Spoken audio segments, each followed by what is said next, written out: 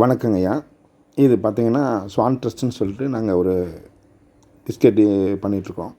இதில் வந்து பார்த்தீங்கன்னா, ஒரு 10 வகையான பிஸ்கெட்டுகள் வந்து தயார் பண்ணிகிட்ருக்குறோம். இதில் வந்து பார்த்தீங்கன்னா, ஆர்ட்டிகல் ஃபிஷ் கிடையாது, அமோனியா கிடையாது, கெமிக்கல் கிடையாது, நேச்சுரலாக பண்ணுறோம். நேச்சுரல்னால் உங்களுக்கு வந்து பார்த்தீங்கன்னா, மைதா தான். மைதா, கோதுமை, டால்டா, அதுக்கு தகுந்த மாதிரி ஃப்ளவர்ஸ் வந்து பார்த்தீங்கன்னா, உங்களுக்கு கோகனட்னால் கோகனட் பவுட்ரு இருக்கும், முந்திரினா முந்திரி பவுட்ரு இருக்கும்,